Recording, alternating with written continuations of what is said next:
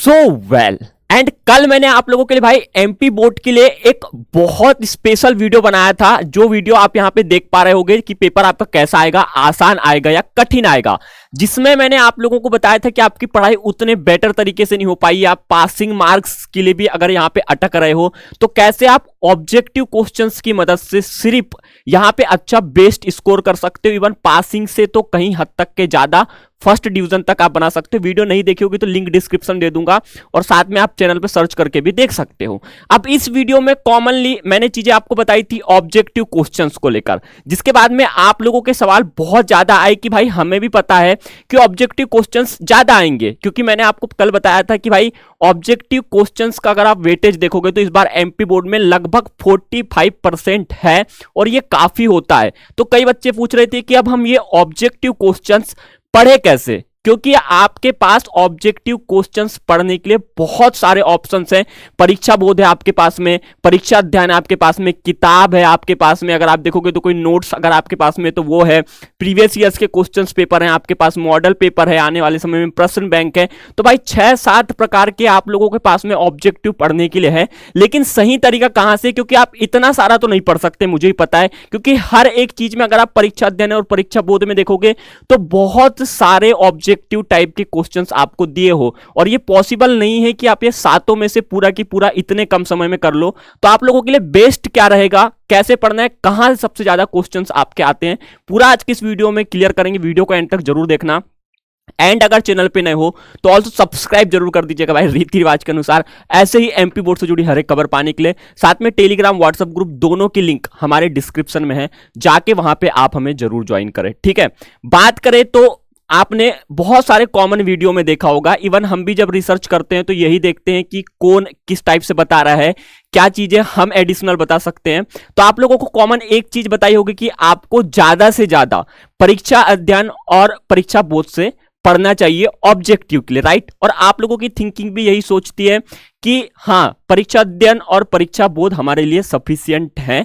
तो मैं तुम्हें एक चीज क्लियर कर दूं कि देखो ये जो परीक्षा अध्ययन है, परीक्षा बोध है, ये क्या करते हैं आपके ब्लूप्रिंट के आधार पे तो बनाते हैं, लेकिन एक्चुअल में ये होते आपके प्राइवेट पब्लिकेशंस के द्वारा ही जारी किए जाते हैं। ठीक है, आप अगर अभी देखोगे तो हमारे एमपी बोर्ड में क्वेश्चन बैंक पहले ही आए ना आए, लेकिन मार्केट में आपको बहुत सारे प्राइवेट पब्लिकेशंस के आपको क्वेश्चन बैंक्स दिए जाते हैं। लेकिन हर एक वीडियो में आप लोगों को बताता हूं कि आप जितना प्राइवेट पब्लिकेशन पे भरोसा रखते हो उससे कहीं ज्यादा आपको एमपी बोर्ड की चीजों पे ही भरोसा रखनी चाहिए, जो खुद ऑफिशियली एमपी बोर्ड आपको प्रोवाइड कराता है। जैसे कि आपका क्वेश्चन बैंक हो गया, साथ में आपका मॉडल पेपर हो गया, साथ में और भी जो चीजें एडिशनल होती हैं वो चीजें भी आपको प्रोवाइड कराता है। इवन यहां तक कि अगर आप देखोगे तो आपको प्रीवियस ईयर्स के क्वेश्चंस भी आपको एमपी बोर्ड प्रोवाइड करा देता है, जो उनके 2023 वाले सेशन में आए थे। तो आप लोगों को सबसे ज्यादा फोकस इन चीजों में करनी चाहिए। बात करूं परीक्षा बोध से, परीक्षा अध्ययन से, तो देखो परीक्षा बोध में नो डाउट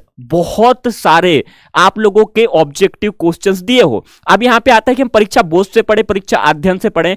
एक चीज मैं आपको क्लियर कर दूं कि अगर आप परीक्षा बोध से पढ़ ले रहे हो, परीक्षा बोध आपने अच्छे तरीके से ऑब्जेक्टिव्स में पढ़ लिया है, परीक्षा अध्ययन बिल्कुल मत पढ़ो। मेरा तो ये कहना है पर्सनली, क्योंकि आपके 90% भाई सेम ही उस चीजों में होते हैं, आपको थोड़ा बहुत डिफरेंस देखने को मिलेगा परीक्षा बोध और परीक्षा अध्ययन में। तो आप दो अलग चीजों को पढ़ने से बढ़िया एक चीज पढ़ो। और सबसे ज्यादा चीज अगर तुम एक चीज जान लो कि ऑब्जेक्टिव टाइप के क्वेश्चंस आपके चैप्टर के बीच में से बहुत आते हैं। ठीक है, तो आपको अगर आप एनसीईआरटी जो बुक फॉलो कर रहे हो तो ये one of the best option है आपके लिए ऑब्जेक्टिव के लिए। आप जिस भी सब्जेक्ट की तैयारी कर रहे हो तो मैं एक बार बोलूंगा कि आप रट्टा मारने से बढ़िया जो चैप्टर है आपका, अगर आपके भाई 14 चैप्टर है, 15 चैप्टर हैं, उन चैप्टरों को एक बार समझने की कोशिश करना, क्योंकि ऑब्जेक्टिव आपके चैप्टर के अंदर से बहुत आते हैं। सेकेंड चीज, एमपी बोर्ड का एक चीज आप अपने अंदर नोटिस करके रख लो कि हमेशा एमपी बोर्ड ने प्रीवियस ईयर्स वाले जो क्वेश्चंस हैं उनमें ज्यादा फोकस किया है। इवन यहां तक मैं एमपी बोर्ड की बात नहीं कर रहा हूं, बहुत सारे बोर्ड की बात कर रहा हूं जो ये चीजें करते हैं। तो आपको प्रीवियस ईयर्स का क्वेश्चन पेपर, बुक और आपके पास में जो क्वेश्चन बैंक है मतलब जो हमारा एमपी बोर्ड जारी करेगा, वो 3 आपकी फर्स्ट प्रायोरिटी होनी चाहिए। किसके लिए? ऑब्जेक्ट के लिए, ऑब्जेक्टिव क्वेश्चंस के लिए। इनके अलावा अगर आपने परीक्षा बोध परीक्षा अध्ययन पढ़ रहे हो, ये वन ऑफ द बेस्ट है। मैं नो डाउट मैं इनकी बिल्कुल वो नहीं करूंगा कि आप इनसे ना पढ़ो, ये अच्छी हैं, लेकिन कम समय में अच्छी चीजों के लिए आप लोगों के पास में ये ऑप्शंस बहुत हैं। प्रीवियस ईयर्स के आपके पढ़ना है, लेकिन उस चीज को भी आपको ध्यान रखना है कि प्रीवियस ईयर्स के जो क्वेश्चंस हैं वो किस टाइप से आते हैं। हर साल बोर्ड क्या करता है कि अपने सिलेबस में या तो कुछ चेंजेस करता है या कुछ बदलावों के साथ आपको देता है। अब मैं ये बोल रहा हूं कि आपको प्रीवियस ईयर्स के ऑब्जेक्टिव पढ़ना है, इसका मतलब ये नहीं है कि आपको एज अ टीज पढ़ना है। कुछ चैप्टर्स अगर कुछ चीजें हटाई गई हैं जो अभी नए सिलेबस में वो चीजें नहीं है, तो भाई उनको ना पढ़ के आपको सिलेबस की तरफ से जो फोकस है आपका सिलेबस में, उसको आपको ज्यादा देना चाहिए, क्योंकि आपका सिलेबस समझ में आएगा तो ही आप पढ़ लो। तो पता चल रहा है कि आप जो क्वेश्चंस पूछना ही नहीं है प्रीवियस ईयर्स के वो भी पढ़ ले रहे हो ऑब्जेक्टिव में, तो ये नहीं है। तो ये 3 चीज आपके लिए फर्स्ट प्रायोरिटी होनी चाहिए, किताब, सेकेंड चीज क्वेश्चन बैंक, थर्ड चीज आप लोगों का जो भी चीजें हैं तो वो आपको करनी चाहिए, ठीक है। और ऑब्जेक्टिव के लिए भाई मैं बता रहा हूं ना, परीक्षा बोध तुम्हारे लिए बेस्ट है अगर तुम करना चाहो तो, और इसमें से आते हैं। लेकिन प्रीवियस ईयर्स के क्वेश्चंस को भी पढ़ो, लेकिन सिलेबस के अकॉर्डिंग पढ़ो, जो सिलेबस से हट गया है वो मत पढ़ो। और भाई ऑब्जेक्टिव तुम्हारे लिए ना इस बार ये समझ लीजिए कि रामबाण एमपी बोर्ड का है, क्योंकि इस पे बहुत ज्यादा फोकस किया है। अदर ग्रुप में मैं देख रहा हूं, टेलीग्राम ग्रुप में लेकर कुछ चीजों में जहां पे ऑलरेडी फर्जी पेपर्स आपको प्रोवाइड कराए जा रहे थे, वहां पे दावे भी ऐसे किए जा रहे हैं कि यहां पे 2 क्वेश्चंस बाहर से आएंगे। भाई बाहर से कहां से आएंगे आप बताओ? एमपी बोर्ड अगर पूरा बेस है तो एनसीईआरटी सीबीएसई को फॉलो कर रहा है, बाहर से मतलब क्या विदेश के क्वेश्चन थोड़ी ना आएंगे, वहां पे आएंगे तो किताब के अंदर में, बाहर से कहां से क्वेश्चंस पूछ लेगा वो? ऐसा तो नहीं है कि आप 10th के बच्चे आपको 12th का क्वेश्चन पूछेगा। तो वो लोग क्या है, आपको ट्रस्ट दिलाने के लिए इस टाइप के दावे करते हैं ताकि आपको लगे कि वो बंदा जो है जेन्यून चीजें हमें प्रोवाइड करा रहा है, वो एकदम जेन्यून हो।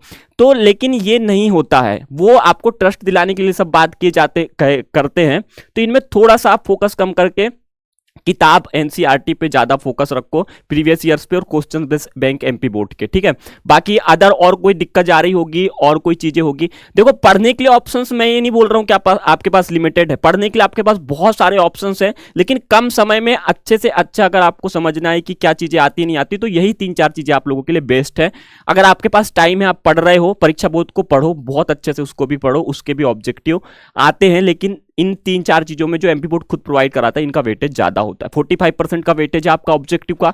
बाकी कुछ क्वेश्चंस, बाकी कोई सवाल कोई भी और आपके पास में हो तो आप नीचे कमेंट बॉक्स खाली होता है, आप कर सकते हो। और भाई अगर चैनल पे नए हो तो ऑल्सो सब्सक्राइब जरूर कर लीजिएगा ऐसी एमपी बोर्ड से जुड़ी हर एक खबर पाने के लिए। साथ में आप आफ्टर 12th अगर कोई बेस्ट यूनिवर्सिटी तलाश कर रहे हो तो भाई एलपीयू की जो one of the best university है उसकी लिंक डिस्क्रिप्शन में, आप जाके वहां पे फॉर्म सबमिट कर सकते हो।